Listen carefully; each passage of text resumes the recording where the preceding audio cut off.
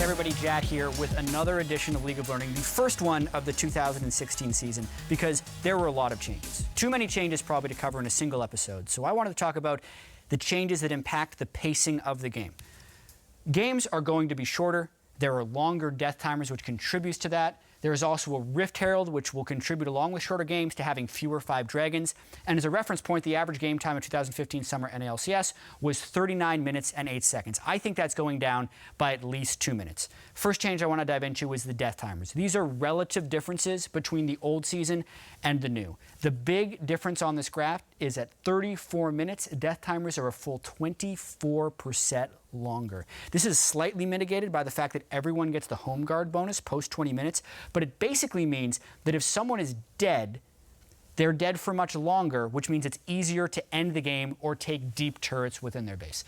Another big change is all of the turrets. The outer turret is a little bit more durable in the game. It starts the game exactly as durable as the old season and then slowly scales up. But after that, every turret gets weaker. Inner turrets, inhibitor turrets, and nexus turrets.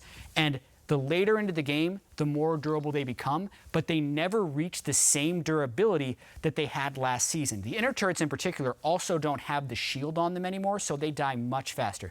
Basically, this means you will see more games with an outer turret staying up longer, and another lane having 2, maybe 3 turrets, or even an inhibitor dead, because if you get the snowball started on turrets and no one stops the push, you can go all the way through, which I think creates some diverse games. Also, there's the Rift Herald. It is the opposite to Dragon before 20 minutes into the game. When you kill it, it drops a buff. You can pick it up for 10% increased damage, 40 movement speed, an improved recall, and then it also empowers minions when you're near them, much like Baron buff. It just doesn't give them any extra durability. So I expect teams to use the global gold from this and the Doom's Eve buff to push down early turrets in lanes that can't clear the wave well, because then you can get a lot of work done and you force a lot of pressure coming up through that way. Also, it's harder to take than Dragon. You better bring some friends, so it's a little bit of a tricky objective, but it will definitely take away from Total Dragon. So in closing, we will have shorter games because of Rift Herald and the games being shorter. The 5 dragon frequency will be greatly decreased.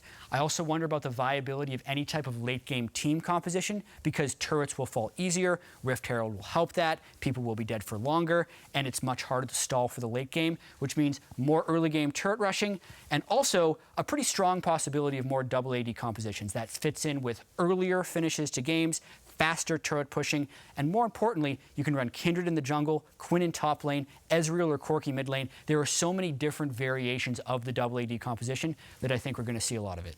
So that does it for the shorter games of 2016. I hope you learned something.